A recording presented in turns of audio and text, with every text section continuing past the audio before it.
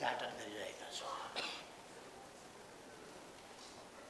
यद्यपि 42 वर्षको इतिहास, 43 वर्षको इतिहास, यसो हिसाब गर्दा 42 जस्तो 36 सालभन्दा देखिए पनि 43 वर्ष भइसकेको छ। यो इतिहास धेरै लामो त होइन, तर जहाँ सङ्गठनहरू प्रतिबन्धित थिए, विचार प्रतिबन्धित थियो, त्यस ठाउँमा निर्दलीय र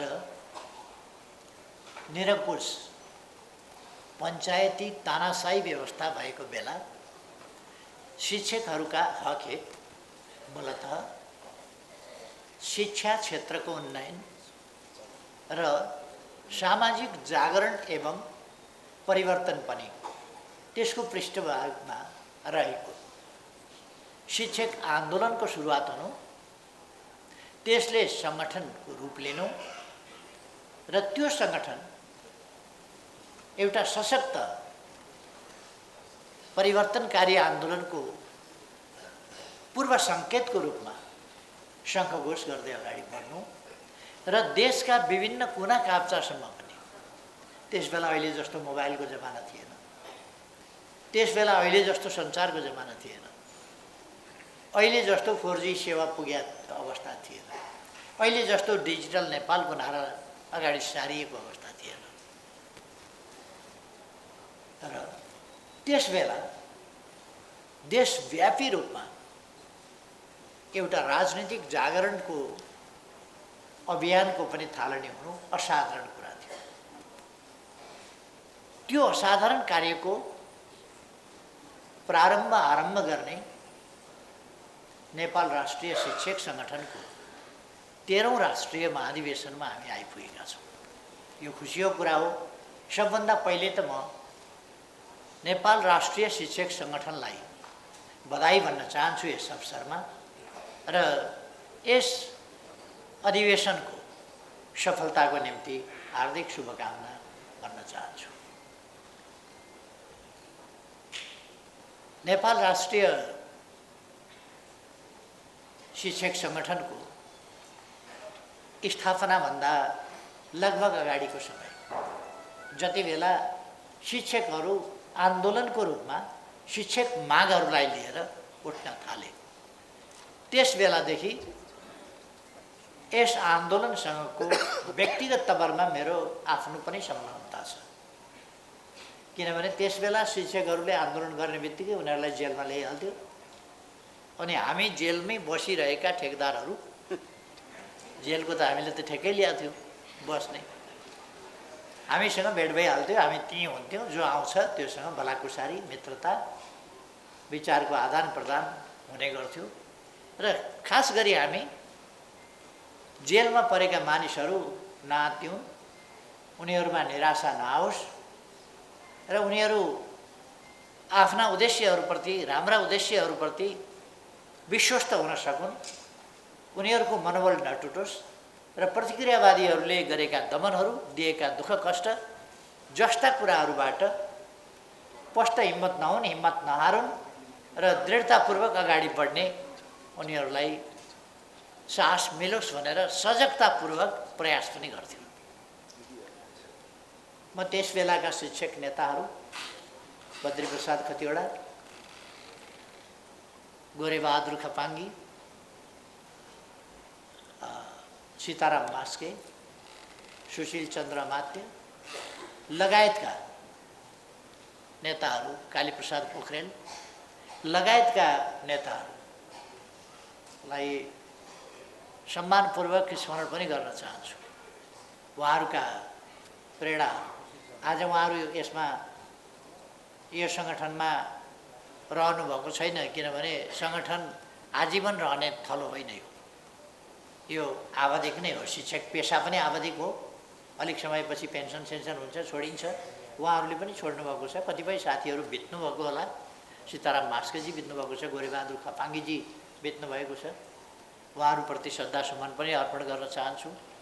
र अरू साथीहरू अहिले पनि कतिपय साथीहरू क्रियाशील हुनुहुन्छ, उहाँहरूको स्वास्थ्य राम्रो रहोस्, उहाँहरूले विगतमा गरेका योगदानहरूको म प्रशंसा गर्न चाहन्छु, स्मरण गर्न चाहन्छु। यस आन्दोलनले बहुतै महत्त्वपूर्ण, त्यसले हुँदैन, यसमा फोन आयो भने के गर्नु?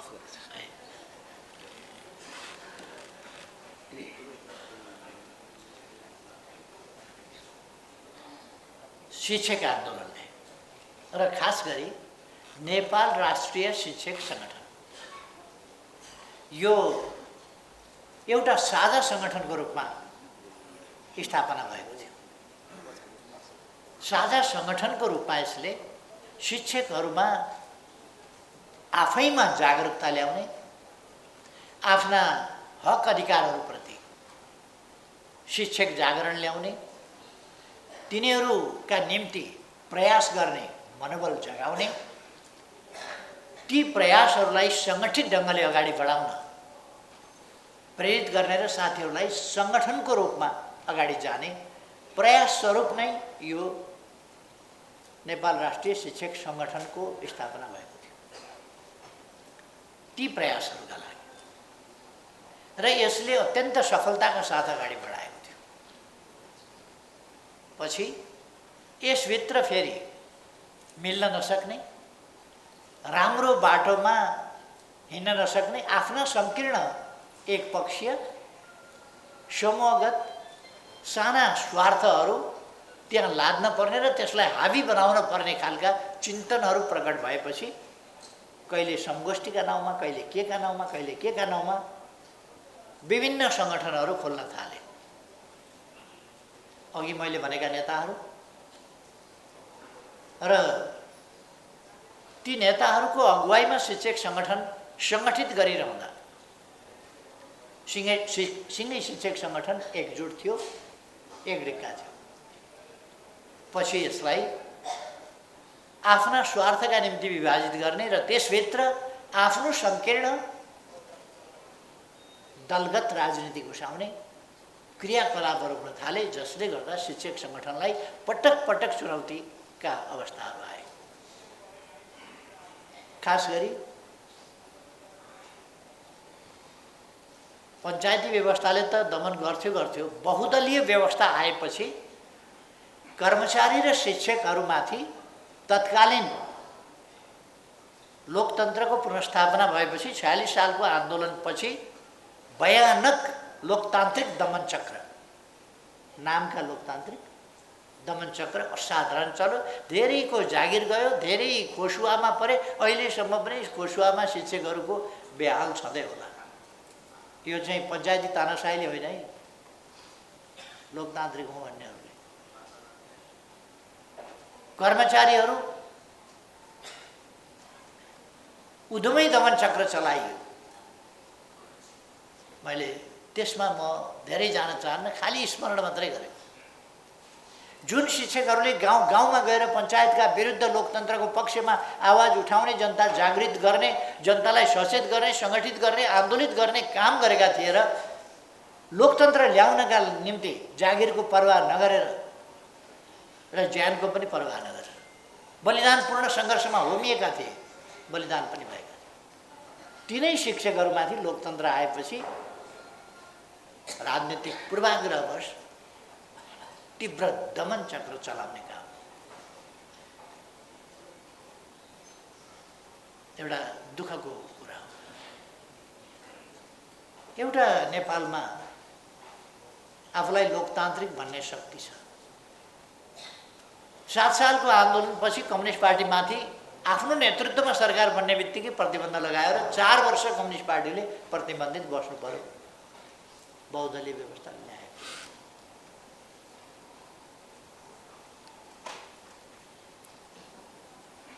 अरू धेरै दृष्टान्तै दिनु परेन र दमनकारी ढङ्गले प्रतिबन्धितै लगाउने भनेपछि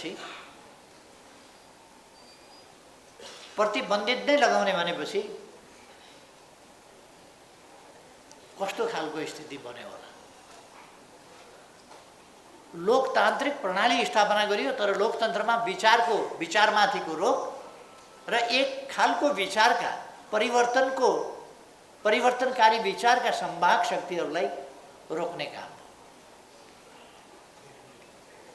यतापट्टि पनि म अहिले जान चाहन्न, खालि यथार्थ स्मरण गरेको मात्रै। यस यथार्थलाई आग्रहपूर्ण ठान्ने कोही छ भने तथ्य प्रमाणहरू अगाडि सारे हुन्छ। 8 सालको अन्तिमदेखि नेपाली कांग्रेसका तत्कालीन सभापति मातृका प्रसाद कोइराला प्रधानमन्त्री भएपछि तत्कालैबाट कम्युनिस्ट पार्टीमाथि प्रतिबन्ध लाग्यो र 9 साल, 10 साल, 11 साल र 12 साल 4 वर्ष पुरै कम्युनिस्ट पार्टीमाथि प्रतिबन्ध लाग्यो र टङ्कप्रसाद आचार्य प्रधानमन्त्री भएपछि तत्काल उहाँले प्रतिबन्ध खोल्नुभयो। टङ्कप्रसाद आचार्यजीलाई धन्यवाद भन्न चाहन्छु। लोकतान्त्रिक मूल्य मान्यताका लागि उहाँको जुन दृष्टिकोण हो, अडान हो, त्यसको सम्मान गर्न चाहन्छु। उहाँले जुन लोकतान्त्रिक अभ्यास आचरण देखाउनु हो, त्यसका लागि म सम्मान व्यक्त गर्न चाहन्छु। त्यस दमन चक्रबाट, अघि मैले एउटा शब्द भने नि, लोकतान्त्रिक दमन चक्र भन्दा लोकतान्त्रिक चलाउने चाहिँ राणा शासन, त्यो प्रवृत्ति। र अर्को कुरो के हो भने लोकतान्त्रिक शक्तिहरूका बीचमा, लोकतन्त्रमा मिलेर जानुपर्ने शक्तिहरूका बीचमा एकता नगर्ने र लोकतान्त्रिक शक्तिहरूका बीचमा अनेकता ल्याउने चेष्टा गर्ने, त्यस्ता प्रयासहरू उहिलेदेखि हुने गरे। तर अहिले मेरो विषय त्यतातिर जाने होइन, मैले खालि यथार्थ स्मरण गरेको मात्रै हो। नेपाल राष्ट्रिय शिक्षक सङ्गठनले शिक्षकहरूका हक अधिकार र शिक्षा क्षेत्रको, शिक्षा नीतिको सन्दर्भमा, शिक्षाका क्षेत्रमा रहेका विकृति विसङ्गति हटाउने सन्दर्भमा शिक्षक आन्दोलनलाई या शैक्षिक क्षेत्रलाई बढी प्रभावकारी ढङ्गले अगाडि बढाउने सन्दर्भमा असाधारण योगदान गरेको कुरा अघि नै मैले उल्लेख गरेँ। म फेरि धन्यवाद भन्न चाहन्छु। असाधारण योगदान गरेका छ शिक्षक आन्दोलनले नेपालमा। वास्तवमा शिक्षकहरू शिक्षककै रूपमा चेतनाको, जागरणको, त्यसको एउटा अगुवाको रूपमा शिक्षकहरू पहिले पुगे। गाउँ गाउँमा पहिले पुगेर 46 सालको आन्दोलनका लागि पनि देशव्यापी रूपमा वातावरण बनाउने काम, गाउँ गाउँमा जागरुक शिक्षकहरूको भूमिका, त्यस भूमिकाले महत्त्वपूर्ण योगदान गरेको थियो। हाम्रो नेपालमा यसै त शिक्षाको धेरै लामो इतिहास छैन। लामो इतिहास छैन भन्ने हो भने विश्वमा शिक्षा भन्ने कुराको प्रारम्भ यस भूभागबाट भएको थियो। म यो भूभाग भन्दैछु। आज राजनीतिक सीमा आफ्नो ठाउँमा छ, तर सभ्यताको हिसाबले, हाम्रो सभ्यताको हिसाबले, हाम्रो संस्कृतिको हिसाबले यो भूभाग ज्ञानको भूभाग थियो। मानवीय अनुभूतिहरूलाई अनुभवमा सङ्गठित गर्ने, अनुभवहरूलाई परीक्षण गर्दै लगेर त्यसलाई ज्ञानको रूपमा सूत्रबद्ध गर्ने जस्ता कामहरू यही भूभागमा भएका थिए।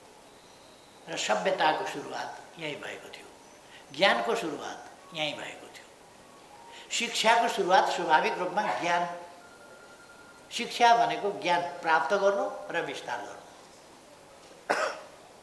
शिक्षाको अर्थ नै ज्ञानको प्राप्ति र विस्तार। त्यो यही भूभागमा भएको थियो हजारौँ वर्ष अगाडिदेखि। आज रामनवमी पनि हो। रामकालीन कुरा गर्दा त्रेतायुगमा जनकपुरमा शास्त्रार्थ हुने गर्थ्यो। दुनियाँमा त्रेतायुगमा भनेको कमसेकम 4000 वर्ष अगाडि दर्शनका बारे, शास्त्रार्थ हुने कुरा,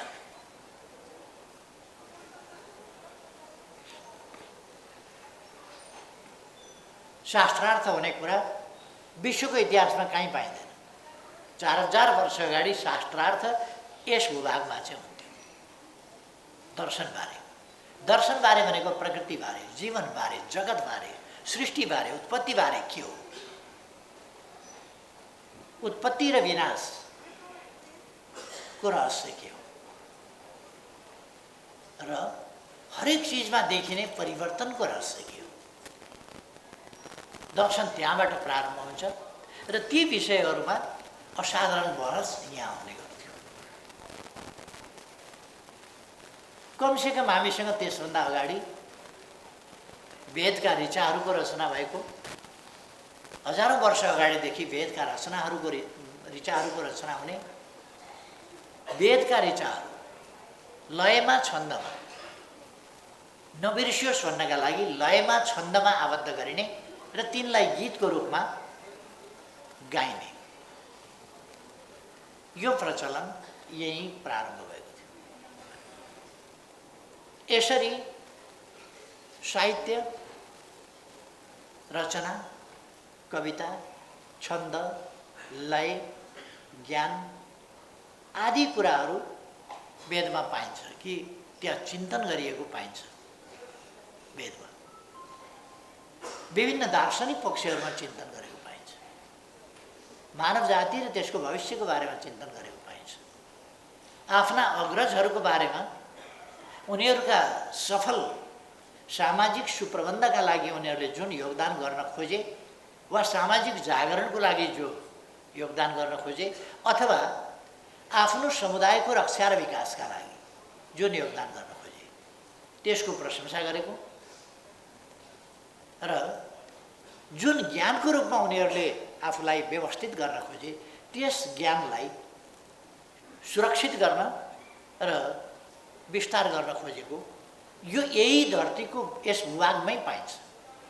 त्यसकारण हाम्रो ज्ञानको इतिहास अर्थात् हाम्रो शिक्षाको इतिहास नयाँ हो भन्न मिल्दैन। हामी विश्वको सबभन्दा पुरानो शिक्षाको दियो पहिलोपल्ट बलेको ठाउँका मान्छे हौँ, यो भूभागका मान्छे। हामीले विश्वविद्यालयका कुरा गऱ्यौँ भने तक्षशिला हामी सम्झिन सक्छौँ। यसै भूभाग हाम्रो सभ्यता अन्तर्गतको तक्षशिला सम्झिन सक्छौँ अथवा 5औं 6औं शताब्दीको नालन्दा विश्वविद्यालय सम्झिन सक्छौँ। अस्ति मैले प्रगतिशील प्राध्यापकहरूको एउटा कार्यक्रममा पनि भनेको थिएँ, अधिवेशनमा पनि भनेको थिएँ कि तक्षशिला हाम्रो गुरुकुलीय शिक्षा त्यसको एउटा नमुना विश्वविद्यालय थियो र त्यस प्रकारको विश्वविद्यालयको हिसाबले भन्ने हो भने त्यो विश्वको पहिलो विश्वविद्यालय थियो। त्यसको शिक्षा प्रणाली गुरुकुलवाला शिक्षा प्रणाली थियो। त्यसबेला प्राध्यापकले आफूले विद्यार्थी छान्थ्यो, आफ्नो विद्यार्थी, आफूसँग आएको विद्यार्थी, म तपाईसँग पढ्छु भनेर आएको विद्यार्थी आफ्नो विषयसँग उसको रुचिको विषय मिलेन भने उसले रुचिको विषय उसको जुन हो त्योसँग सम्बन्धित ऋषिका अथवा प्राध्यापक कहाँ उसले पठाउने गर्थ्यो, त्यो गुरु कहाँ उसले पठाउने गर्थ्यो र शिष्य जान्थ्यो र म फलानु गुरु कहाँ पढ्न आएको थिएँ तर उहाँले तिम्रो रुचिको विषय मसँग मिल्दैन, त्यसकारण तिम्रो रुचिको विषय पढाउने ऋषि फलानु हुनुहुन्छ, उहाँको शिष्यको रूपमा तिमी जाऊ, मैले यहाँ पठाएँ भनेर तिमी जाऊ भनेर पठाउने गर्थे। परीक्षा प्रणाली गुरुले आफै मापन गर्थे कि मेरो शिष्य यो यस योग्यताको भयो कि भएन। कसैले 2 वर्ष, कसैले 3 वर्ष, कसैले 4 वर्ष, कसैले 8 वर्ष, त्यही कोर्सलाई पनि धेरै वर्ष लगाउने, थोरै वर्ष लगाउने हुन्थे र त्यसबेला सर्टिफाई गर्ने, सर्टिफिकेट दिने त्यस्तो चलन, प्रमाणपत्र दिने थिएन। गुरुले अब तिमी यस योग्य भयौ, जाऊ, मेरो नाम लिनु र फलाना गुरुको म शिष्य हुँ यो तहमा मलाई गुरुले उत्तीर्ण भएको र त्यसका निम्ति योग्य भएको भनेर मलाई बताउनु भएको छ। भनेपछि त्यही सर्टिफिकेट हुन्थ्यो। त्यसै गएर भनेपछि उनले त्यस अनुसारको मान सम्मान दर्जा, त्यो अनुसारको विद्वता, त्यो अनुसारको मर्यादा ती सबै पाउने चलन थियो यो त्यस बेलासम्मको चलनमा। पछि आएर 5औं 6औं शताब्दीमा नालन्दा विश्वविद्यालय भएपछि त्यहाँ आजको आधुनिक शिक्षा प्रणाली, आधुनिक परीक्षा प्रणाली, आधुनिक भर्ना प्रणाली, आधुनिक विद्यार्थी भर्ना गर्ने प्रणाली आदि कुरा नालन्दाबाट सुरु भयो। हामी गर्व गर्न सक्छौँ। तक्षशिलाका विद्यार्थीहरूले असाधारण योगदान गरेका छन् मानव जातिको बौद्धिक विकासका लागि, असाधारण योगदान गरेका छन्।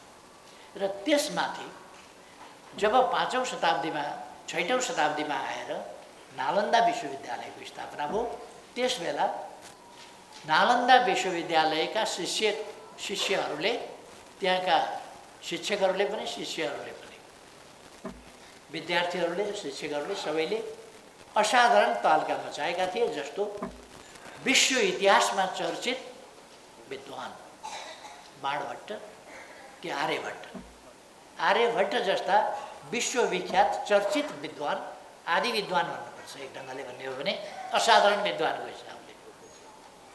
त उनी त्यही नालन्दा विश्वविद्यालयका प्रडक्ट थिए, जसले 6औं शताब्दीमा थ्योरी अफ ग्राभिटेसन सुरु गरेका थिए।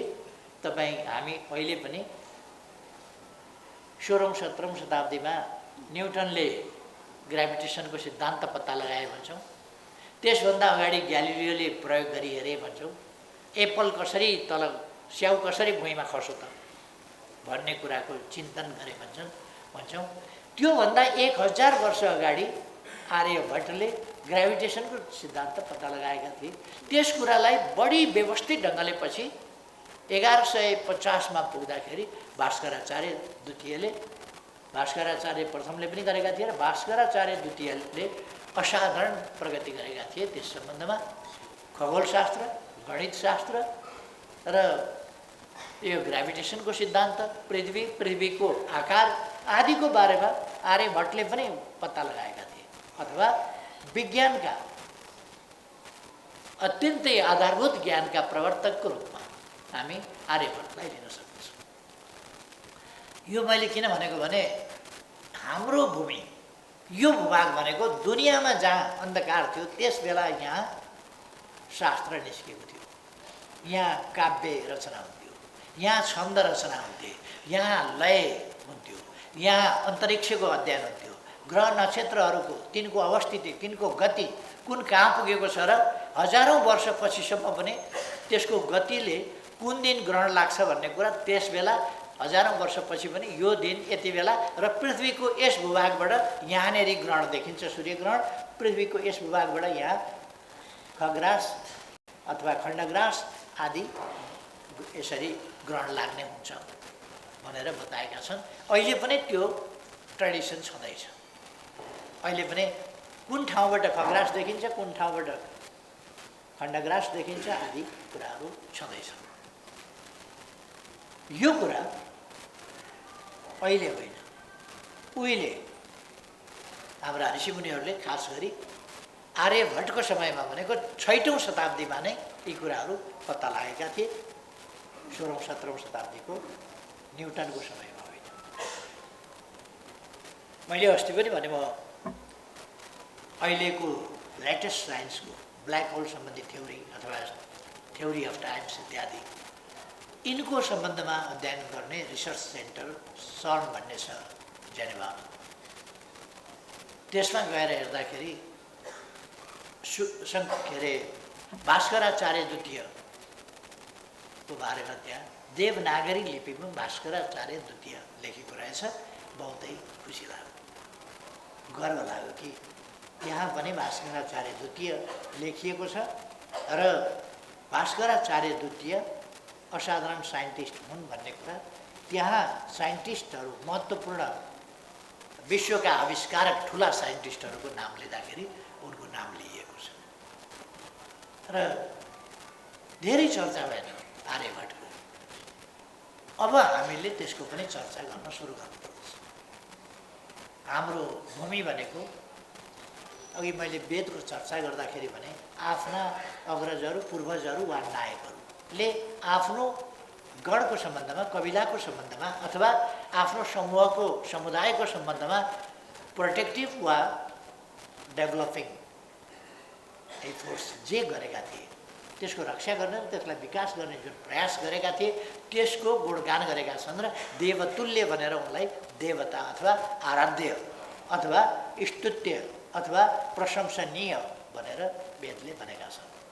देवको अर्थ त्यही हो, देवीको अर्थ त्यही हो कि आराध्य, स्तुत्य, प्रशंसा योग्य, माननीय, सम्माननीय, आदरणीय, परमादरणीय यही भनेका छन्। गुरुलाई त्यसै गरी सम्बोधन गरेका छन् र समाजलाई सुप्रबन्धमा लाने र अगाडि बढाउने, आफ्नो समुदायको रक्षा गर्ने र तिनको विकासका लागि योगदान गर्नेहरूलाई। त्यस ट्रेडिसनबाट हामी आयौँ। हामी कहाँ लामो हिस्ट्री छ एजुकेसन। बाँकी दुनियाँ, अमेरिका त अस्ति भर्खरै पत्ता लाग्यो त, कति 1514 कि 1415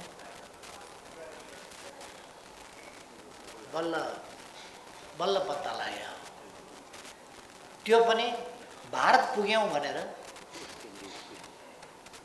अमेरिका पुग्यौँ होइन, पश्चिम जाँदाखेरि पूर्व पुगिन्छ नि त, पृथ्वी गोलो छ त्यसकारण भनेर हिँड्दै जाँदा एटलान्टिक तरेपछि जो जमिन भेटियो उनीहरूले यही पूर्व पुग्यो भन्ठानेर त्यसलाई इन्डिया भने। वेस्ट इन्डिज पहिले चाहिँ इन्डिया नै भने, पहिले इन्डिया भने, हामी इन्डिया पुग्यौँ भनेर भने। तर पछि हेर्दाखेरि इन्डिया रहेनछ।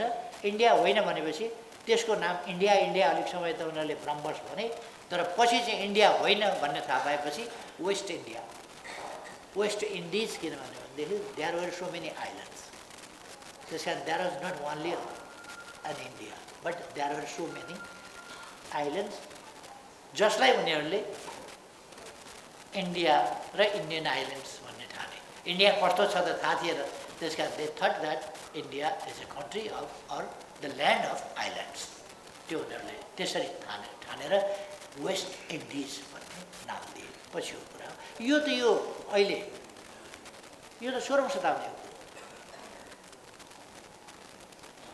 आजका धेरै डेभलप देशहरू र त्यहाँका बासिन्दाहरूको अवस्था कस्तो थियो भन्दाखेरि अहिले पनि दे आर ब्याकवर्ड। अहिले पनि उनीहरू चाहिँ त्यस्तो डेभलप भइसकेका छैन। र अरू पनि मैले विभिन्न देशहरू घुम्दाखेरि हेर्दाखेरि मैले देखेको छु कि केही 100 वर्ष मात्रै अगाडिसम्म जहाँ हाम्रो ठाउँमा अनेक शास्त्र ग्रन्थ, दर्शन, सिद्धान्त, नीति, समाजशास्त्र, राजनीति शास्त्र आदि अनेक कुराहरू थिए। यहाँ त के को आविष्कार भएको थियो, के को आविष्कार भएको थियो, तर त्यहाँका मान्छेहरू हातमा ढुङ्गा बोकेर शिकारको खोजीमा जङ्गलमा भौतारिरहेका। यहाँ जति बेला नाटक भन्छन् हुन्थ्यो, जति बेला शास्त्र रचना हुन्थे त्यति बेला त्यहाँ त्यस खालको स्थिति थियो। कालिदासले जति बेला मेघदूत अथवा अभिज्ञान शकुन्तलम लेखे त्यस बेला पश्चिमा साहित्यकारहरूका पूर्वजहरू के गर्दै थियो होला? हातमा ढुङ्गा बोकेर शिकारको खोजीमा हिँड्या। मैले खालि यथार्थ, यो कसैप्रति मान सम्मानमा कमी गर्ने हिसाबले होइन कि इतिहासको यथार्थ मात्रै भनेको, त्यो यथार्थ हो। र हाम्रो भूभाग एडभान्स यो तपोभूमि हो, पुण्यभूमि हो, ज्ञानभूमि हो, ध्यानभूमि हो, देवभूमि हो। त्यसर्थ यो भूमि त अरू भूमि त अलिकति सभ्यतामा आउनभन्दा अगाडि त यो त ज्ञानभूमि, ध्यानभूमि, तपोभूमि, देवभूमि भइसकेका थियो। यसलाई त देवलोक भनिने स्थितिमा पुगिसकेका थियो। तर हाम्रा पूर्वजहरू असाधारण कल्पनाशील थिए। उनीहरूले कल्पना गरेका अस्त्र शस्त्रहरूको कुरा गरौँ अथवा पुष्पक विमानको कुरा गरौँ अथवा अरू चिजको कुरा गरौँ, यस्तो यस्तो परिकल्पना गरेका छन् उनीहरूले, यस्तो सर्जरीको परिकल्पना गरेका छन्। यद्यपि त्यसको केही वर्षपछि भयो हाम्रो यहाँ औषधि विज्ञान बहुतै सुदृढ ढङ्गले अगाडि बढ्यो। कमसेकम चरक संहिता जस्ता शास्त्रहरू औषधि विज्ञान सम्बन्धी, आयुर्वेद सम्बन्धी हामीसँग छ। शल्यक्रिया सम्बन्धी चिकित्सा शास्त्रमा शल्यक्रिया अपरेसन सम्बन्धी सुश्रुत संहिता जस्ता साहित्यहरू 2600, 2700, 2800 वर्ष अगाडिका अपरेसनका निम्तिका साहित्यहरू हामीसँग छन्। र हाम्रो ठाउँमै अयोध्यापुरी ठोरीमा शिक्षा दिनका लागि विश्वामित्र कोशी नदी पार गरेर पश्चिमतिर आएर राम लक्ष्मणहरूलाई त्रेतायुगमा शिक्षा दिएका थिए। त्यसै समकालीन उसमा कौशिक ऋषि, त्यही समकालीन युगमा कश्यप ऋषि, अरू ऋषिहरू, अनेक ऋषिहरू थिए। र रामको समय भनेको त्रेतायुगको प्रारम्भ, सत्ययुगको अन्त्य देखिन्छ। किनभने शिव सत्ययुगको प्रतिनिधि मानिन्छ र शिवको धनु जनकपुरमा राखेका छ। शिव र जनकको भेटघाट भएको छ। शिवको धनु, शिवका शिष्य परशुराम रामचन्द्र हुँदाखेरि पनि जीवितै थिए। परशुराम शिवका शिष्य र शिवको धनु ल्याएर उनले जनकको दरबारमा राखेका थिए। अर्थात् त्यो समय चाहिँ एउटा सत्ययुग र त्रेतायुगका बिचको एउटा कडीको रूपमा थियो रामको समय भन्ने कुरा त्यहाँ देखिन्छ। त्यो धनुको प्रसङ्ग, शिवको प्रसङ्ग, परशुरामको प्रसङ्ग, परशुराम रामले भाँचेको धनु शिवको हुने प्रसङ्ग, यी प्रसङ्गहरूले चाहिँ त्यो एउटा सत्ययुग र त्रेतायुगको कडीको रूपमा देखिन्छ। अथवा यो लगभग 4000 वर्ष अगाडि, आजभन्दा 4000 वर्ष अगाडिको सन्दर्भ जस्तो देखिन्छ। यद्यपि मान्छेहरूले 12-15 हजार भन्छन्, तर त्यस्तो चाहिँ लाग्दैन। र त्यस बेला जनक भनिँदाखेरि एउटा व्यक्ति मात्रै जनक होइन कि राजा भने जसरी जनक भनिन्थ्यो। शिव भन्दाखेरि त्यसै गरी एउटा व्यक्ति मात्रै होइन कि त्यो समुदायको अगुवालाई शिव भन्ने गरिन्थ्यो। यतापट्टि म शास्त्रतिर अहिले जान चाहन्न, त्यता अहिले गएर साध्य पनि छैन। मैले खालि हाम्रा गुरुजनहरूलाई, गुरुमाहरूलाई के मात्रै बताउन खोजेको भने हाम्रो यो भूभाग ज्ञानमा, शास्त्रमा, अनेक चिजमा, इतिहासमा अगाडि थियो र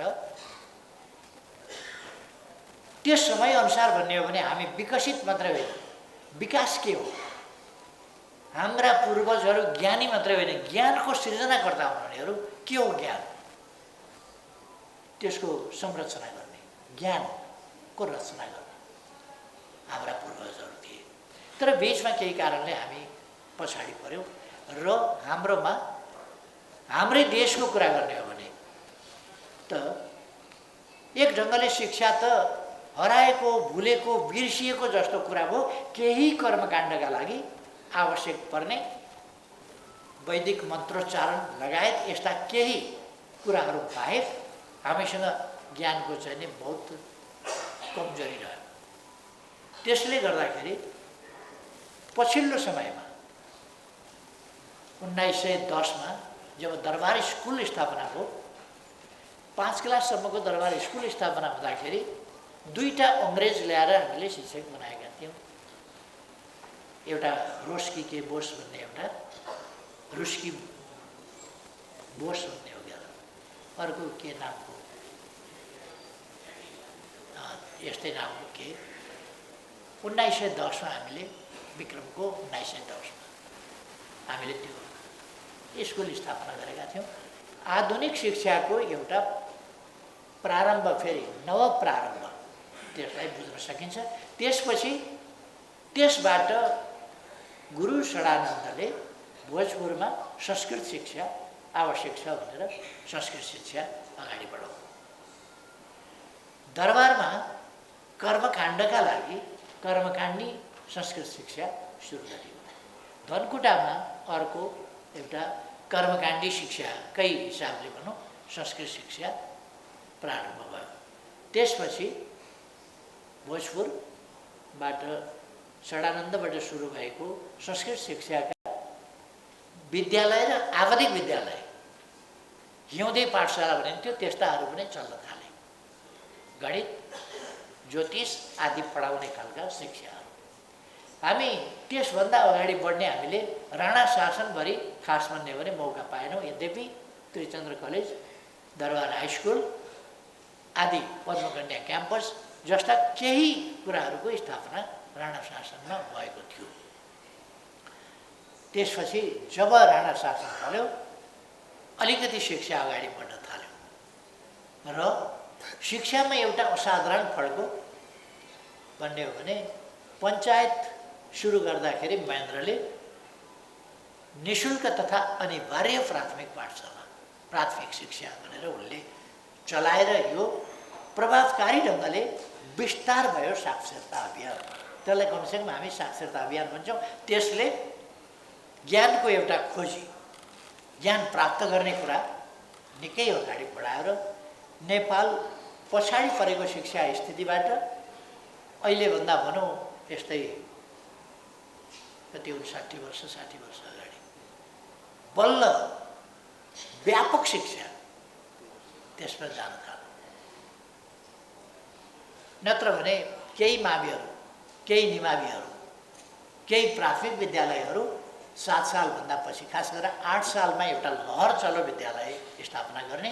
8 सालदेखि 12-15 सालसम्म एउटा लहर चल्यो विद्यालय खोल्ने लहर।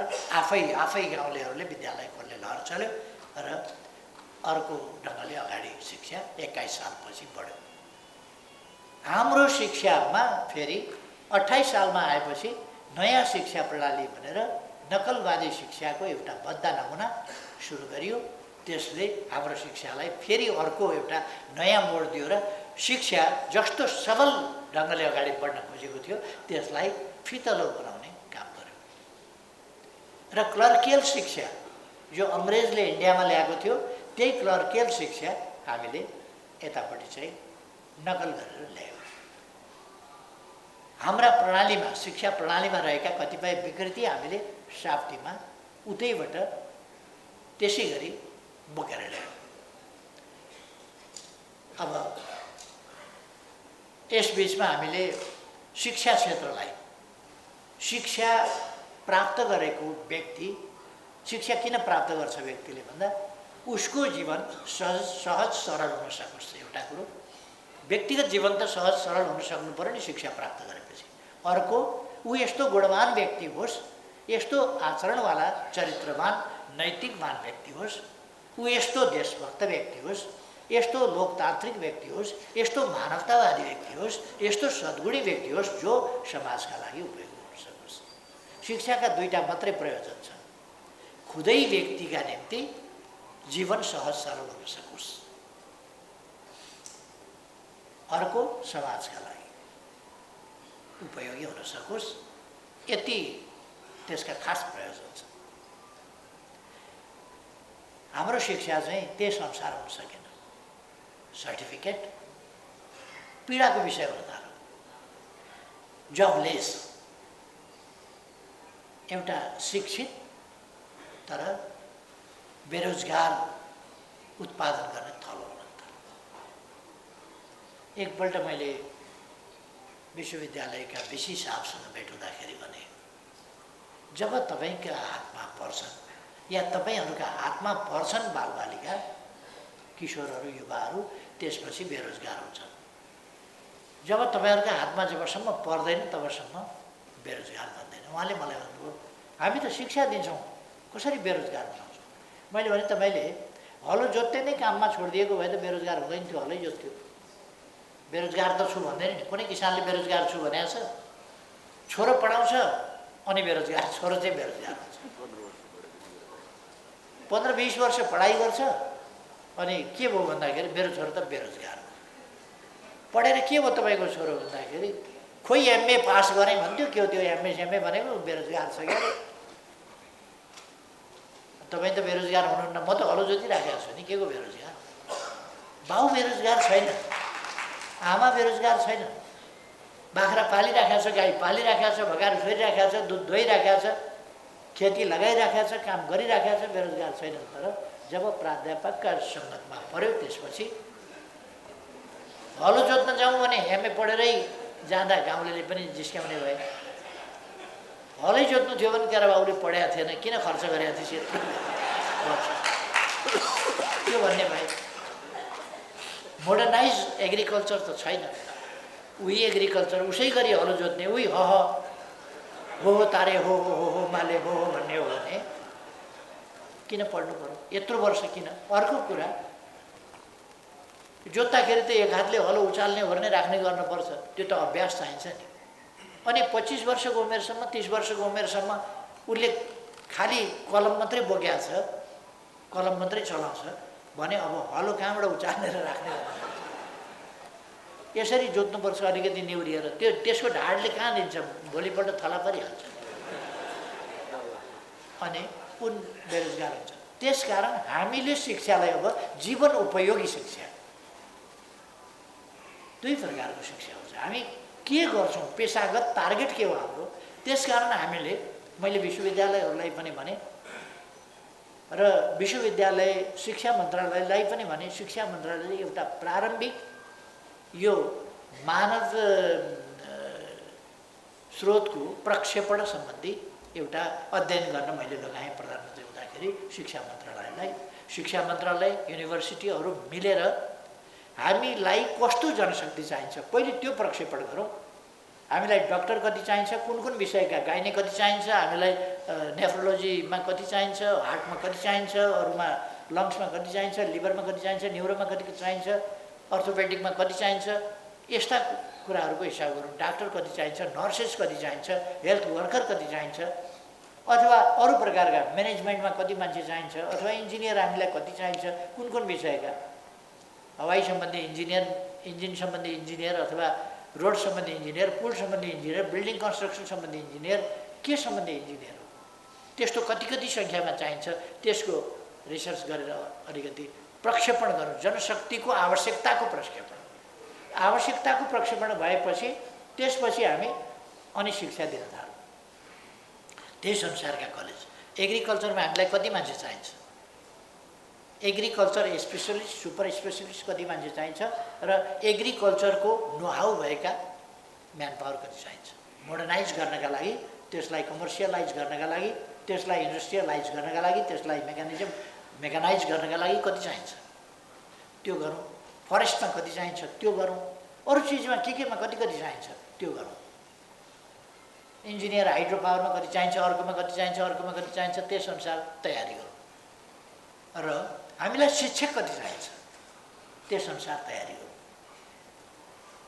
सजिलो छ गाउँ गाउँमा शिक्षक हुन, नजिकैको स्कुलमा पाइन्छ कि भनेर केटाकेटीहरू भरमार पढ्छन्। शिक्षा सङ्काय चाहिँ बेसरी चल्छ र स्वीकृति माग्न आउने पनि शिक्षा सङ्काय अहिले अलिकति नियन्त्रण गर्नुभएको छ क्यारे युनिभर्सिटीहरूले, गर्नुपर्छ नियन्त्रण। किनभने शिक्षकै शिक्षक उत्पादन गरेर अनि कसरी जब पाउँछ त उसले?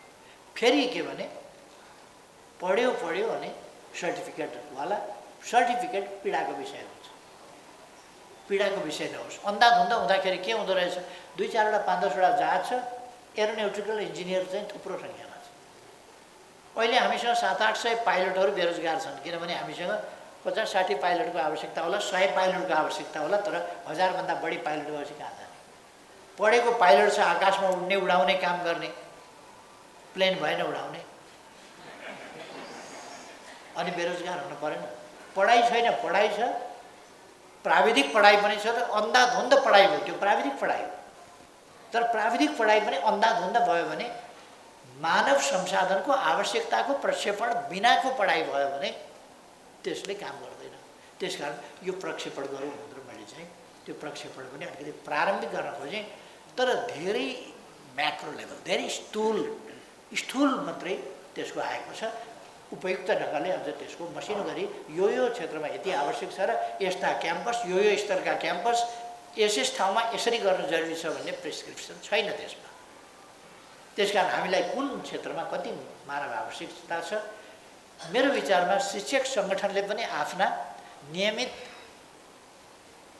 टिचिङका मात्रै कुरा होइन, यसमा पनि शिक्षा क्षेत्रको उन्नयनको सम्बन्धमा मानवीय यो खास गरेर हामीले पूर्वाधारको विकास गर्दाखेरि एउटा भौतिक पूर्वाधारतिर ध्यान दिन्छौँ, अर्को सामाजिक पूर्वाधारतिर ध्यान दिन्छौँ। सामाजिक पूर्वाधारको सबभन्दा महत्त्वपूर्ण कुरा भनेको मानवीय एजुकेसन, उत्थान, चेतना, यो कुरा। त्यस कारण यस पाटोमा चाहिँ हाम्रो प्लानिङ के त भन्दा यसमा प्लानिङको आवश्यकता छ। हाम्रो प्लानिङ कमिसनले सामाजिक पूर्वाधारको विकासको प्लानिङ चाहिँ गर्दैन, भौतिक पूर्वाधारको विकासको प्लानिङ गर्छ। त्यसकारण प्लानिङ कमिसनले आधा पाटो काम गर्छ, फिजिकल इन्फ्रास्ट्रक्चर डेभलपमेन्टको त्यसको प्लानिङको काम गर्छ, तर सोसल इन्फ्रास्ट्रक्चर डेभलपमेन्टको काम गर्दैन। त्यसकारण we need like a planning commission, we need organisation which works to define and decide about the human resources or social infrastructure development. यो कुरा चाहिँ हामीले गर्न जरुरी छ। शिक्षक सङ्गठनले यो काम पनि गरोस्, यसतिर पनि ध्यान दियोस्। एउटा टिम चाहिँ तपाईँहरूले अलिकति एक्सपर्टिज भएका मान्छेहरूको टिम, रिसर्चमा रुचि भएका मान्छेहरूको टिम र यो भइरहेका आँकडा मात्रै होइन, यो त प्रक्षेपण गर्ने कुरा हो, जहाँ भइरहेको आँकडाले आधारको काम मात्रै गर्न सक्दछ। हामीले त अहिले नभएको जनसङ्ख्या, अहिले नभएको आवश्यकता समेतलाई क्यालकुलेट गरेर प्रक्षेपण गर्नुपर्दछ, कमसेकम कमिङ 50 इयर्स 100 इयर्सका लागि। यतापट्टि पनि ध्यान दियोस् भन्ने म चाहन्छु। र यो कुरा हामी हरेकले ध्यान दियौँ भने शिक्षा क्षेत्रमा लाग्ने मान्छेहरू पनि, जस्तो प्राइभेट सेक्टर छ नि, प्राइभेट सेक्टरले पनि वास्तवमा मान्छे सक्षम मान्छे भनेको के भन्दा शिक्षा वा सर्टिफिकेट बोझ नहोस् न, अभिशाप नहोस् न। सर्टिफिकेट देखेपछि रिस उठ्ने खालको नहोस् न। सर्टिफिकेट दिएको पछाडौँ लाग्ने, च्यातुँ लाग्ने, जलाइदिउँ लाग्ने। मलाई भनेका छन् कतिपय पढे लेखेका युवाहरूले, सर्टिफिकेट दिएको कि मलाई त च्यातुँ लागेर आउँछ, डराइदिउँ पुल छ भतभती सर्टिफिकेट देख्दाखेरि। कतिपय च्यात्न खोज्छन्, कति ठाउँमा एप्लाई गरे भन्छ। अनि नेपालको सिस्टम फेरि के छ भने रिटर्नमा जेसुकै आओस्, फेरि एउटा इन्टरभ्यू भन्ने राखिदिया हुन्छ, जसमा जसलाई पास गराउनु पर्ने त्यसले मात्रै पास गर्छ, जसलाई नगराउनु पर्ने त्यसले कहिले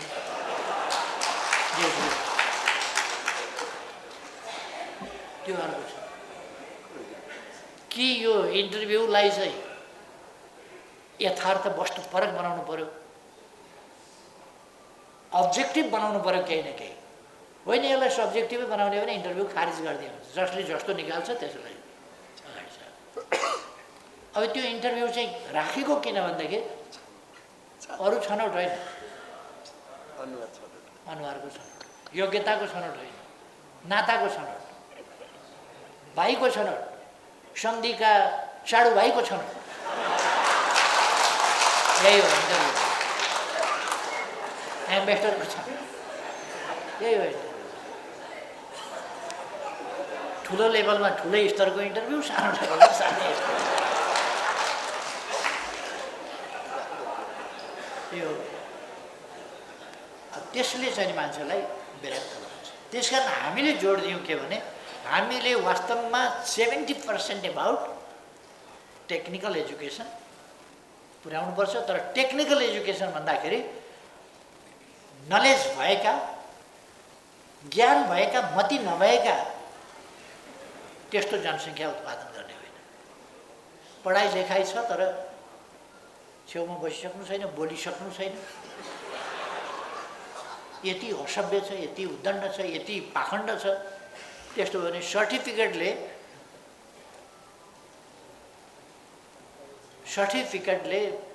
विषयगत ज्ञानले मान्छेको आन्तरिक गुण, आन्तरिक चरित्र, आन्तरिक आचरण, आन्तरिक स्वभाव परिवर्तन गर्दैन, त्यसको विकास गर्दैन। त्यसकारण हामीले आन्तरिक आचरण, गुण, चरित्र, मति भनेर संक्षिप्तमा भन्ने हो भने मति। हाम्रो एजुकेसनमा म शिक्षक साथीहरूलाई भन्न चाहन्छु, तपाईहरू केयरफुल्ली आफ्ना विद्यार्थीहरूको मति हेर्नुहोस्। विषयमा त 90 ओभर ल्याउँदा, तर मति चाहिँ कस्तो छ 10% पनि ल्याउँदैन, कतिपय त्यस्तो हुन्छ। त्यसकारण मतिमा पनि 90 ओभर आउनुपर्छ, 100% आउनु पऱ्यो नि। तपाईँको उहिले गर्व गर्थे, म फलाना गुरुको शिष्य हुँ। तपाईँले तक्षशिलाको कुरा गर्नुहोस् अथवा नालन्दाको कुरा गर्नुहोस् अथवा पुरानो कुरा गर्नुहोस्, म फलानु गुरुको शिष्य हुँ, फलानु गुरुमाको शिष्य हुँ भन्दाखेरि गर्व गर्थे। अहिले त कस्तो हो भनेदेखि, अरे ब्रो मान्दैन नि क्या, शिक्षकलाई त त्यो क्या हो, त्यस्तो खालको ट्रेन्ड आएछ। त्यसकारण त्यस ट्रेन्डबाट हामीले सोसलाइज गर्नु पर्यो। शिष्टता, मर्यादा के हो भन्ने कुरो त्यो गर्नु। त्यसतिर हामीले व्यक्तिको मति, मान्छेमा 3टा चिज हुन्छ। इन्टरनल्ली भन्ने हो भने 3टा चिज हुन्छ, ज्ञानको पक्ष, बुद्धिको पक्ष र मतिको पक्ष। 3टा चिज हुन्छ। ज्ञान किन्न पनि पाइन्छ। मलाई इन्जिनियर चाहियो भने मैले पढ्नु पर्दैन, मैले इन्जिनियर हायर गर्न सक्छु, डक्टर हायर गर्न सक्छु, म्यानेजमेन्टका लागि म्यानेजर हायर गर्न सक्छु, पाइलट हायर गर्न सक्छु, ड्राइभर हायर गर्न सक्छु, थुप्रै कुरा हायर गर्न सक्छु। तर मति कहाँबाट किनेर ल्याउनु? मति किनेर ल्याउन सकिँदैन। मति चाहिँ भ्रष्ट भयो भनेदेखि त्यसको दबाई नै छैन। त्यसकारण हाम्रो एजुकेसनमा पहिलो कुरा, उसले त जीवन जिउनु छ नि यस समाजमा, सामाजिक प्राणी हो। त्यसकारण उसलाई सामाजिक प्राणी भएको हुनाले, यही समाजमा बाँच्नु पर्ने भएको हुनाले पहिले उसलाई सोसलाइज गर्नु पर्यो, ऊ सामाजिक हुनु पर्यो मान्छे। यस कुरामा गुरुजनले चाहिँ ध्यान दिनुभयो भने राम्रो समाज, सुन्दर समाज हुन सक्छ। आजका कुरा त हामीले देखिरहेका छौँ। आज त यस्तै छ, अर्थतन्त्र ध्वस्त पार्छन्। अब के हुन्छ भने भ्रष्टहरू र मूर्खहरूले एउटा स्वच्छ विषय विज्ञलाई बलिको भोको बनाउँछन् र निन्द्रापन गर्दैछन्। त्यसो भएर अहिलेको स्थितिको बारेमा त भन्नै परेनस्। यो त चरम विकृत समय हो। यहाँ राजनीति भनेको के हो भन्दाखेरि बेइमानी गर्नु, छल्नु, डाँट्नु, ठग्नु, सपनाहरू देखाइदिनु, सपना बजाइदिनु, मान्छेलाई बर्बाद बनाइदिनु, आफ्नो दुनो सोझाइदिनु, आफन्तको दुनो सोझ्याउनु, आफन्तलाई पार तराउनु, अरूलाई धसाइदिनु। यही हो। अब यसबाट हामीले हाम्रो समाजलाई एउटा स्वच्छ समाज, पवित्र समाज, मानवता भएको समाज हामीले देखेनौँ। कस्तो गर्दा रहेछन्, राजनीतिक स्वार्थका लागि हामीलाई मधेसी र पहाडे भनेर लडाइँ लगाउन खोजे यस देशमा, पहिचानको राजनीति भनेर यो जात र त्यो जात भनेर लडाउन खोजे, जेन्डर इस्यु भनेर घर घरमा झगडा लगाउन खोज्छन्। महिलाहरूको उत्थान हुनुपर्दछ। हामीले त्यसै कारण 33% सुरु गरेर अगाडि बढायौँ। तर जेन्डर इस्यु भनेर घर घरमा झगडा लगाउन खोज्छ, झगडा होइन। हामीले समझदारी, सहिष्णुता, मेलमिलाप, आपसमा प्रेम, सहयोग र सुदृढ परिवार, यो वेस्टर्न न्युक्लियस फ्यामिली भन्छ नि, चराको जस्तो नि। चराका भालेपति हुन्छन्, भालेपति भएपछि एकै ठाउँ बस्छन्, यसो गुण बनाउँछन्, अन्डा पार्छन्, बच्चा निकाल्छन्, बच्चा हुर्किएपछि हुर्र उडेर जान्छन्। सिन्ड्यू न्युक्लियस फ्यामिली। हाम्रोमा त 5 पुस्तासँगै हुन्छ। हजुरबा हजुरआमा जिजु बाजेदेखि लिएर हजुरबा हजुरआमा, त्यसपछि बा आमा छोरा छोरी बुहारी नाति नातिनी पनाति पनातिनी, बुढाबुढी भएर दाँत फुक्लिएर दाँत केही पनि नभएका र उम्रिँदै नउम्रिएका सँगै हुन्छन्। हाम्रो सँगै खेलिराखेका हुन्छन्। दुईटैका दाँत हुँदैन, मजाले हाँस्छन् दुईटै।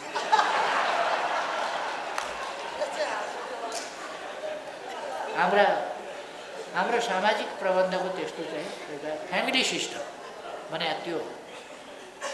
अब न्युक्लियस भने त चराको भालेपति, अन्डा, बच्चा बच्चा बुढ्रा बुढो, फेरि ती उड्या बच्चा यसो भालेपति हुन्छन्, त्यही चलिरहन्छ। यो कुनै परिवार होइन, इन्डिभिजुअल। मानव समाजको युनिट भनेको त मानिस हो, इन्डिभिजुअल हो। तर सामाजिक प्रबन्धमा एउटा सामाजिक प्रबन्ध परिवारबाट सुरु हुन्छ। यदि सामाजिक इकाइ भन्ने हो भने त्यो इन्डिभिजुअल एउटा कुरा हो, व्यक्ति हो। त्यसबाट समाजको गठनको सुरुवात चाहिँ कहाँबाट हुन्छ भन्दा परिवारबाट हुन्छ। त्यो चाहिँ हाम्रोमा छ। र हाम्रो संयुक्त परिवार सिस्टम सुन्दा बुझ्दाखेरि मान्छेहरू, वेस्टर्नरहरू अरू छक्क पर्छन्, जो सोकल इन्डिभिजुअल फ्यामिली भन्छन्। इन्डिभिजुअल फ्यामिली नै हुँदैन। न्युक्लियस भने फ्यामिली हुन्छ। न्युक्लियस भनेको फ्यामिली नै होइन बस्नु त। न्युक्लियस भनेको त फ्यामिली नै होइन। फ्यामिली हुनलाई न्युक्लियसले पुग्दैन, त्यसको वरिपरि। न्युक्लियस हाम्रो घरमुली हुने गर्छ। न्युक्लियस भनेको फ्यामिलीको न्युक्लियस घरमुली हुने गर्छ। त्यसका वरिपरि हामी परिवार आबद्ध हुने गर्छौँ, एउटा परिवारको रूपमा। त्यसपछि नाता गोता कुटुम्ब छर छिमेकी आदि हुन्छ। त्यसपछि समाज एउटा बनेको हुन्छ। यस्ताहरूको एकीकृत समझदारीयुक्त रूपबाट समाज बने हुन्छ। हामीलाई पहिचानको राजनीति भनेर आफ्नो स्वार्थ पुरा गर्नका लागि, विदेशीको ताबेदारी गर्नका लागि अनि अनेक प्रकारका नारा लगाएर नेपालमा भयानक वैमनस्यता, कलह त्यो सुरु गर्न खोजियो।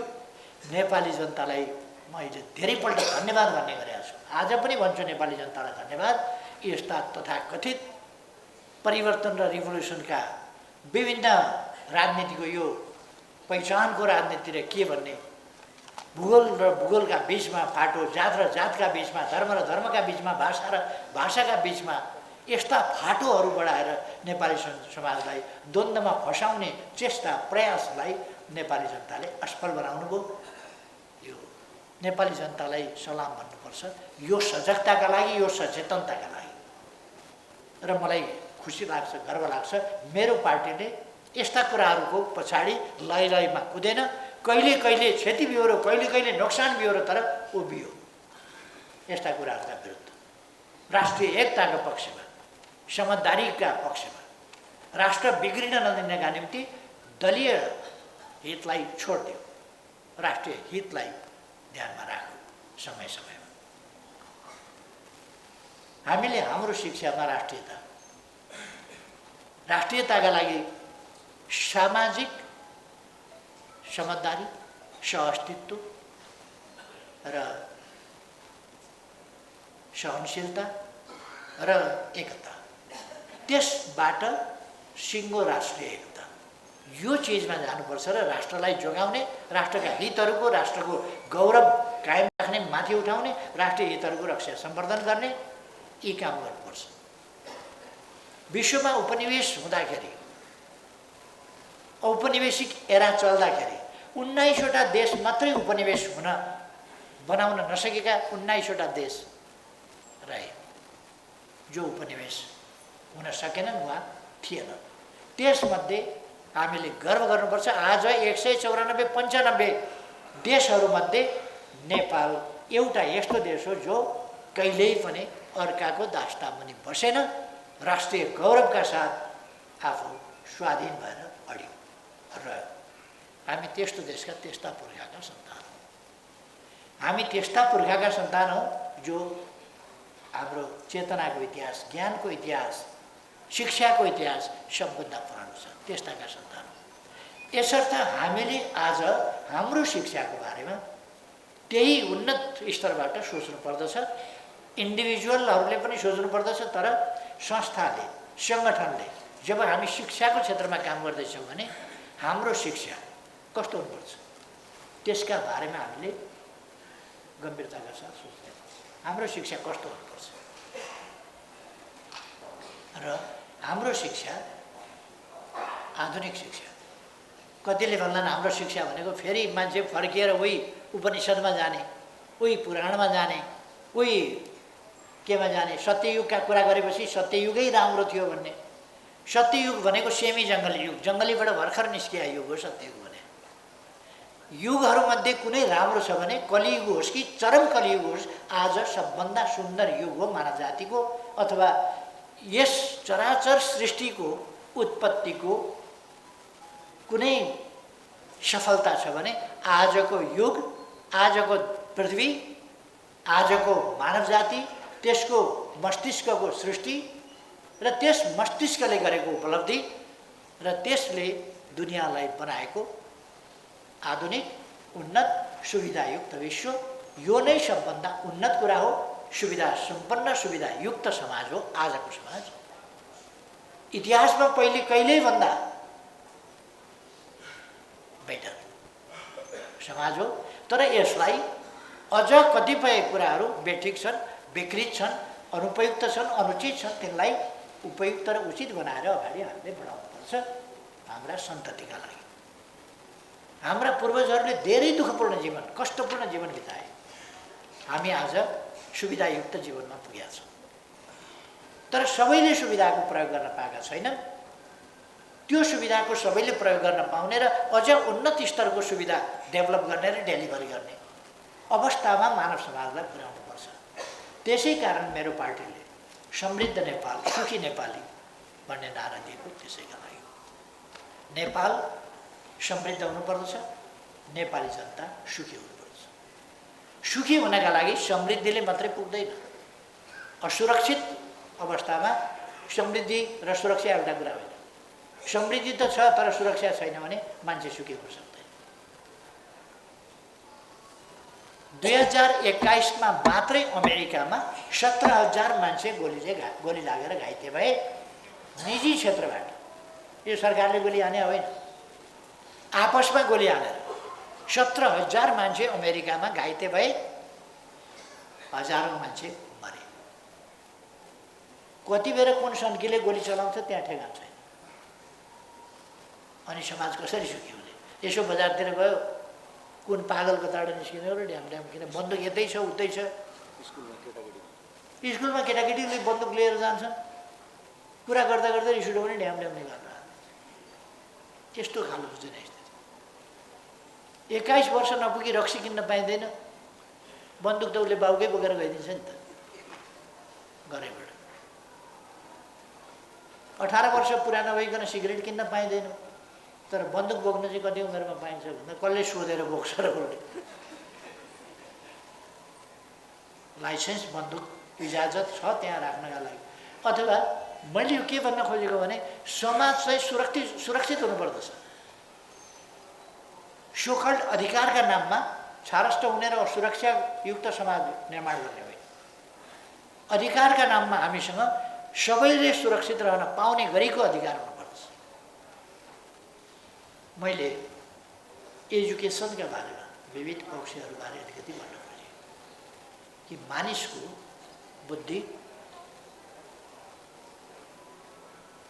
मति, ज्ञान, यसमध्ये मति आधारभूत कुरा हो, त्यसपछि बुद्धि, त्यसपछि ज्ञान। हामी ज्ञान चाहिँ दिइरहेका छौँ, बुद्धि अलिकति यो चाहिँ प्रकृति प्रदत्त पनि कुरा हो र त्यसलाई तिखार्न पनि सकिन्छ। तर ज्ञान जस्तो प्राप्त गर्न सकिने चिज अलिक होइन। त्यसभन्दा पनि मुस्किल कुरा चाहिँ मति हो। त्यसकारण मतिदेखि सपार्नका लागि हामीले बालबालिकादेखि मति सपार्ने कुरामा शिक्षकहरूको एकदम ध्यान जानुपर्छ। खास गरी यसमा सबभन्दा भाइटल रोल जति तलको विद्यार्थी छ, जति तल पढाउने शिक्षक छ, प्राविका शिक्षक शिक्षिकाहरूको सबभन्दा बढी महत्त्व छ। किनभने बालबालिकाहरूको स्वभाव आचरण आदि इत्यादि त्यसै बेला बनेको हुन्छ। कस्तो मति, कस्तो बुद्धि, यो कुरा चाहिँ बनेको हुन्छ। ज्ञान थपिँदै जान्छ, मति चाहिँ एउटा स्थिर उसको आचरणको रूपमा, उसको स्वभाव भन्छौँ नि हामी, स्वभाव, आफ्नो भाव, आफ्नोपन, आफ्नो आचरण, यो चाहिँ मति हो। मति कस्तो छ, त्यस कारण सुमति चाहिँ अलिक तलैदेखि बनाउनुपर्छ र किशोरावस्थामा पनि त्यसलाई कन्टिन्यू गर्ने सुमतिलाई, र युवा अवस्थामा झन् अत्यन्तै मति राम्रो भएको युवा हामी उत्पादन गर्न सकौँ, जसले आफू बन्न र देश बनाउन, आफू बन्न, परिवार बनाउन र देश बनाउन योगदान गर्न सक्छ। अब करिकुलमको सन्दर्भमा मैले धेरै केही नभनौँ, तपाईँहरू जानकारी हुनुहुन्छ। र अरू शिक्षकहरूका समस्याहरू, शिक्षण पेसाका समस्याहरू, यी सबै समस्याहरूको सन्दर्भमा पनि तपाईँहरूले आवाजहरू उठाउनु भएको छ। अघि नै थापाजीले राखिसक्नु भएको छ कि हामीले के गरेका थियौँ, र अध्यक्ष लक्ष्मणजीले अघि नै प्रस्तुत गरिसक्नु भएको छ कि हाम्रो समयमा हामीले के गरेका थियौँ, त्यो अलिकति स्मरण गर्नुभएको छ। वास्तवमा हामीले शिक्षा क्षेत्रलाई अत्यन्तै उपयोगी क्षेत्र हो, यो अनिवार्य क्षेत्र हो, र यो क्षेत्रलाई हामी जेसुकै होस् भन्न सक्दैनौँ। यसलाई अनादर गर्न, उपेक्षा गर्न सकिन्न। यसलाई सबल र सक्षम बनाउनुपर्छ, उपयोगी बनाउनुपर्छ, अझ बढी उपयोगी बनाउनुपर्छ। त्यसका निम्ति हामीले शिक्षकहरूलाई नै एउटा चाहिँ शिक्षकहरू भनसुनको आधारमा शिक्षक भर्ना, कतिवटा देशमा के छ चलन भने त्यो हाम्रै देशबाट गएका विद्यार्थीहरूले त्यहाँ भन्ने गर्छन्, त्यहाँ भन्छन् चिफ मिनिस्टरकी छोरी हो भनेदेखि त चिफ मिनिस्टरकी छोरीको फर्स्ट हुने त अधिकार हुन्छ नै, त्यो त मामुली कुरा हो नि भन्ने, त्योसम्म मान्यता। चीफ मिनिस्टर की बेटी है तो उसका तो अधिकार बनता ही है फर्स्ट होने का। गवर्नर साहब की बेटी है तो उसका, मिनिस्टर साहब का बेटा है तो उसका तो, अगर चीफ मिनिस्टर के बेटे नहीं होते तो गवर्नर साहब का बेटा चीफ मिनिस्टर के फर्स्ट बनता। अब चीफ मिनिस्टर का बेटा है तो क्या करेंगे, वो तो फर्स्ट बनने का उसका काम बनता ही है। हामीले खोजेको यस्तो एजुकेसनल सिस्टम होइन। हामीले खोजेको एजुकेसनल सिस्टम भनेको कम्पिटिटिभ फेयर एजुकेसनल सिस्टम। र तपाईहरुले न्याय पाउनुपर्दछ, न्याय गर्नुपर्दछ। तपाईहरुले ज्ञान, राम्रा गुरुले ज्ञान पढाए जति मात्रै होइन, यस्तो भिजन, यस्तो क्षितिज फराकिलो दिन्छन् जो ज्ञान चाहिँ नि भित्र घुसाइदिन्छ, विद्यार्थी भित्र ज्ञान घुसाइदिन्छन्, जसले गर्दाखेरि ज्ञानको ज्योति पुञ्ज घुसाइदिन्छन्, जसले उसले अरू कुराहरू पनि हेर्न सक्छ। इन्लाइटेनमेन्ट भने त्यही। इन्लाइटेनमेन्ट एउटा मात्रै कुरामा हुने होइन, त्यसको एङ्गल, त्यसको कोणहरू, जसले गर्दाखेरि भोलि साइन्स हो भने ऊ अझ ठुलो, अहिलेसम्मका साइन्टिस्टहरूमा अझ ठुलो अन्वेषणकर्ता, खोजकर्ता, अनुसन्धाता साइन्टिस्ट हुन सक्छ। यसरी हामीले चाहिँ विकास गर्न सक्छौँ। तपाईहरुलाई सफलता मिलोस् यस क्षेत्रमा। तपाईहरुको शिक्षक संगठन एकताबद्ध र सफल भएर जाओस्।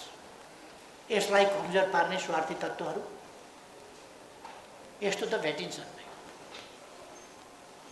तर त्यस्ता तत्त्वहरूले तपाईहरुको शिक्षक संगठनको सचेतनतालाई, एकतालाई र आफ्ना शैक्षिक क्षेत्रका माग र उन्नयनका अभियानहरूलाई कमजोर पार्न नसकोस्। तपाईहरुलाई सफलता मिलोस् भन्ने मेरो शुभकामना। देशको राजनीतिको बारेमा म त्यति भन्न चाहन्छु। अहिले अनहोनी भएको समय हो। दुनियाँमा कहीँ नभएको जालझेल षड्यन्त्र टिकडमको जमाना। परमादेशबाट पार्लियामेन्टले सरकार बनाउनु पर्ने, पार्लियामेन्टलाई थाहै छैन, सरकार परिवर्तन भएको थाहा छैन, शपथ ग्रहण गरिवरिकन प्रधानमन्त्री पार्लियामेन्टमा आइपुग्यो। कहाँबाट आयो भने मुद्दा जितेर लिएर आयो, कागज पो देखाउँछ, त्यही म मुद्दा लडेर जितेर। कागज हेरेको त हो रहेछ, मुद्दा जितेर ल्याएछ प्रधानमन्त्री। अनि पछि को छ भनेर मैले भनिरहनु पर्यो। कस्ता कस्ता छ, कोही कम्युनिस्ट खोल ओढेर कम्युनिस्ट पार्टी फुटाउने, कम्युनिस्ट खोल ओढेर पार्टी फुटाएर अर्को पार्टी खोल्ने, कोही कम्युनिस्ट खोल ओढेर कम्युनिस्ट सरकार ढाल्ने। अनि आज मात्रै एउटा गठबन्धनवालाले भनेको यसो हेरेको थिएँ मैले, अघि भर्खर झिलिक्क हेरेको थिएँ। नेपाली कङ्ग्रेस जस्तो भरपर्दो मित्र भेटिएको छ। एमाले फुटाएकोमा कुनै पश्चाताप छैन। काङ्ग्रेस जस्तो भरपर्दो मित्र कुन दिन प्रवेश गर्छन् काङ्ग्रेसमा थाहा छैन। अहिलेसम्म यसो हेरेको त वर्गो त कम्युनिस्ट पार्टी पो लेखेको छ। यस्तो एउटा अनिष्टको समय छ देशमा। अनिष्टको समय नेकपा एमालेका लागि होइन, देशका लागि। अहिले अर्थतन्त्र हेर्नुहोस् त देशको। श्रीलङ्का बन्न जाँदैछ नेपाल। केही समयपछि तपाईँहरूले तनखा पाउनु भएन भने अनौठो नमान्नु होला। तनखा दिन सक्ने अवस्था छैन। ज्येष्ठ नागरिकहरूले भत्ता पाएनन् भने अनौठो नमान्नु होला। दिन सक्ने अवस्था छैन। योजनाहरू आयोजनाहरू काटिएका छन्। त्यो गठबन्धनमा लागेका त खुसी नै होला। देश बर्बाद भए पनि कहिले कहिले मतदान भनेको यस्तो भयानक खतरनाक चिज हो, तिनले विवेक गुमाउँछ। देश बर्बाद होस् तर पनि ती आनन्द मानेर बस्छ, विवेक गुमाएर। देश यस्तो अवस्थामा पर्दा पनि गठेहरू छ नि आनन्दमा छ, प्रसन्न छन्, खुसी छन्। किनभने एमालेलाई रोकियो, एमालेलाई सरकारबाट हटाइयो। कति दिन हटाउनु एमालेलाई सरकारबाट? ढुङ्गाको काप फोरेर पनि उम्रन्छ पिपल। नेकपा एमाले त खालि यो चुनावको वर्षा याम पर्खिराखेको छ, चुनावको वसन्तको याम पर्खिराखेको छ। चुनाव आयो कि एमाले त ढुङ्गाको काप फोरेर पनि उम्रिन्छ भने यो गठबन्धन के हो? गठबन्धन केही पनि होइन। यता मैले धेरै केही भनिरहनु परेन। तपाईहरू कमसेकम देशलाई माया गर्नुहोस्। देश बर्बाद बनाउँदैछन्, यो गठबन्धनवालाहरूले बर्बाद बनाउँदैछन्। अहिले नै अर्थतन्त्र ध्वस्त भइसक्यो। देश एउटा फेल स्टेटतिर जाने अवस्था हुँदैछ। श्रीलङ्का कस्तो भइरहेको छ अवस्था? कोही विदेश जाने कल्पना नगरे हुन्छ, किन विदेश जाने डलर चाहिन्छ, डलर राष्ट्र ब्याङ्कले दिन सक्दैन। अहिले देशको पैसा बाहिरै गइरहेको छ कारोबारबाट, उतै भुक्तानी हुन्छ, देशभित्र पैसा आउँदैन। यो त यति के भने भ्रष्टताको चरम भ्रष्टता भएको छ। यो कुरा सरकारमा बस्नेहरू र गठबन्धनवालाहरू बुझेकै छैनन्। तिनीहरू त घरमा आगो लगाए, गौँथली माथि उडेको देखेपछि कहाँ बस्छौ गौँथली मादल बजाएर, कहाँ बस्छौ गौँथली घुम्छौ बादल मुनि मायाल भन्दै गाउँदै घरमा आगो लाग्यो। आफ्नै घरमा थाहा छैन, गौँथली चाहिँ भागेछ। गौँथलीले त के भयो, डालामा बस्ला। चरीको कहाँ छ र घर, के रात काट्नु डालीमा बसेर भनेर राधा मास्केले उहिले गाउनुहुन्थ्यो क्या। त्यस्तै चरी त जहाँ पनि बस्दिन्छ, तर आफ्नै घरमा आगो लागेको छ थाहा छैन। देशमा आगो लगाएका छन् मादल लिएर, कहाँ बस्छ गौँथली, के होला एमालेको भनिरहेका छन्। एमाले त के छ र, चुनाव आएपछि जित्छ आउँछ, ठुलो कुरै भयो। तर यिनको के हुन्छ मलाई चिन्ता। यिनको भन्दा पनि देशको के होला? देश त बर्बाद हुँदैछ। बहुतै गम्भीर विषय। बर्बाद हुँदैछ देश, बर्बाद बनाउँदैछ यो अपराधी गठबन्धनले, देश बर्बाद बनाउँदैछ। समस्या त्यो। अब तपाईँहरू शिक्षकहरूलाई मैले राजनीतिक कुरा किन सुनाउँ? किन गर्नु परेको छ? त्यस कारण अहिले म धेरै कुरा अरू केही पनि भन्न चाहन्न। तपाईँहरू देशलाई माया गर्नुहोस्। देश बर्बाद हुनबाट जोगाउनु हरेक नागरिकको कर्तव्य हो। त्यसमा पनि सचेत नागरिकको त कर्तव्य नै हो देशलाई जोगाउनु। यस काममा त तपाईँ हामी सबै लाग्नुपर्छ। देश बचाउने काम, देशलाई बर्बाद हुनबाट रोक्ने काममा यसमा लाग्नुपर्छ।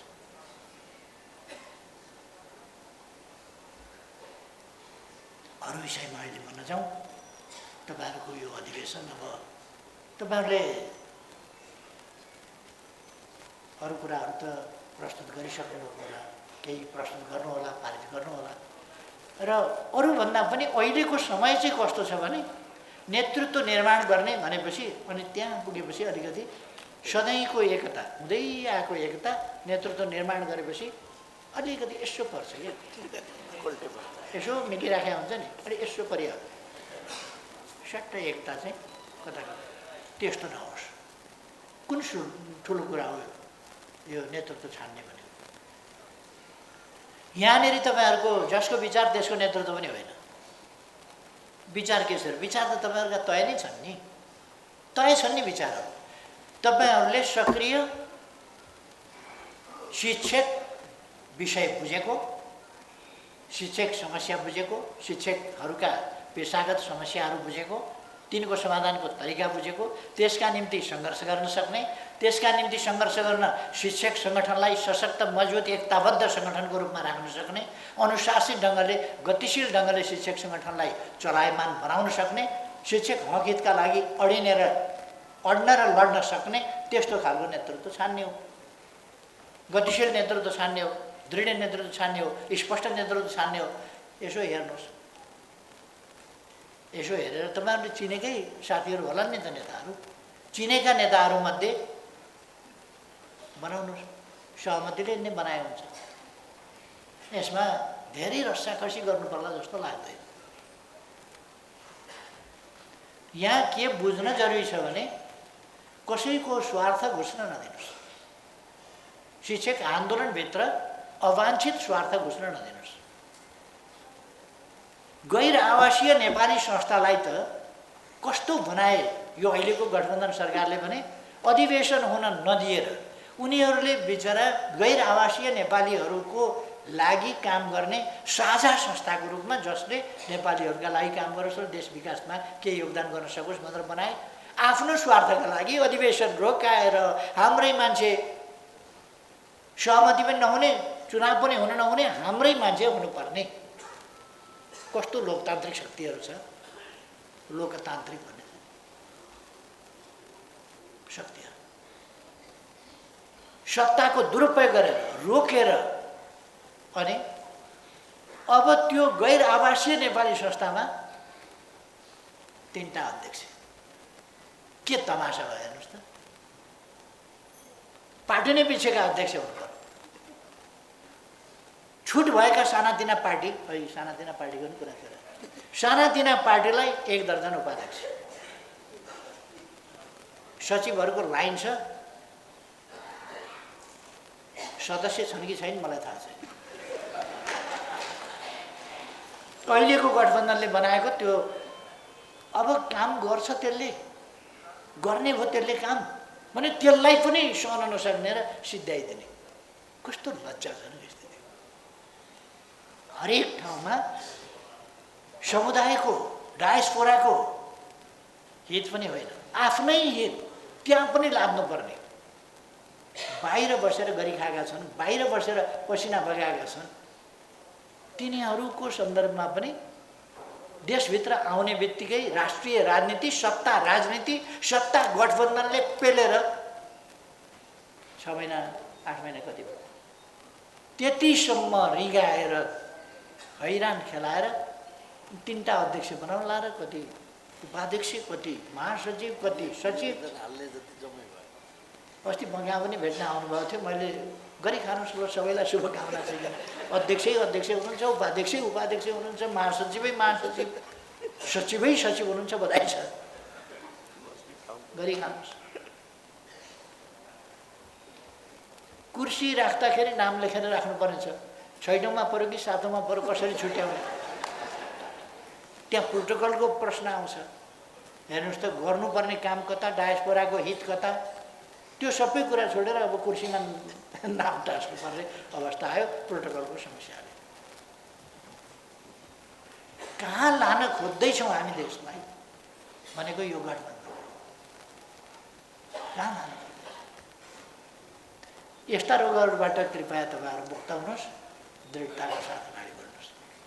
मैले विश्वास लिएको छु तपाईँहरू अनेक झमेला आजदेखि होइन नि, उहिलेदेखि शिक्षक सङ्गठनलाई एकपल्ट फुटाएको हो र, एकपल्ट फुटाए फेरि शिक्षक सङ्गठन एकजुट भएर अगाडि बढ्यो, फेरि फुटाए फेरि एकजुट भएर अगाडि बढ्यो, फेरि फुटाए फेरि एकजुट भएर अगाडि बढ्यो। आज पनि तपाईँहरू यस ठाउँमा हुनुहुन्छ र यो सङ्गठन नेपालका शिक्षक सङ्गठनहरूमध्ये प्रारम्भ शिक्षक हक हितको आवाज उठाउने, त्यसका निम्ति सङ्घर्ष गर्ने, त्यो इतिहास बोकेको, त्यो गौरवपूर्ण इतिहास बोकेको देशको सबभन्दा मजबुत स्पष्ट शिक्षक हक हित र शिक्षण क्षेत्रको उन्नयनको आवाज बोक्ने यो नै सबभन्दा स्पष्ट र सुदृढ सङ्गठन हो। बधाई छ तपाईँलाई। यसले आफ्नो सुदृढ हैसियत मात्रै होइन, यो सङ्गठन शिक्षा क्षेत्रमा, शिक्षक क्षेत्रमा व्याप्त हुनुपर्दछ यो, किनभने यो मात्रै, यो सङ्गठन मात्रै शिक्षा क्षेत्रको, शिक्षक क्षेत्रको, शिक्षा फाँटको, खास गरेर शिक्षकहरूको क्षेत्रको एकमात्र पवित्र सङ्गठन हो यो मात्रै। अरू त फुटेका चोइटा चोइटी स्वार्थका पछाडि कुदेका यो पोलिटिक्स त्यो पोलिटिक्सका भरिया। त्यस कारण तपाईँहरूसँग अरूको तुलनै हुन सक्दैन। बधाई छ तपाईँहरूलाई।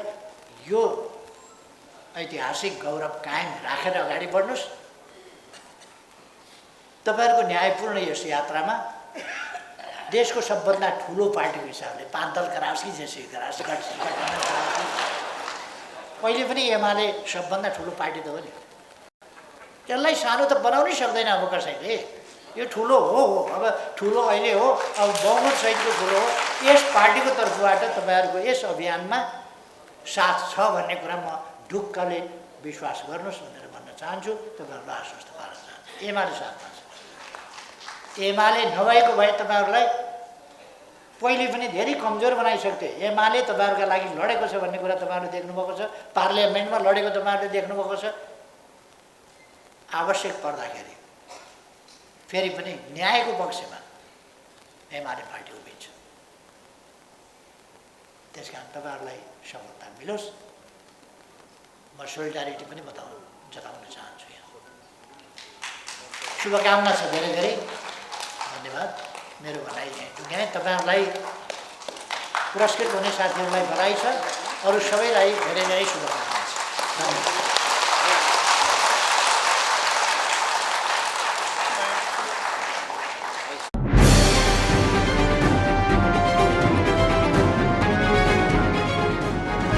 तपाईको सूचनाको साथी दैनिकी.com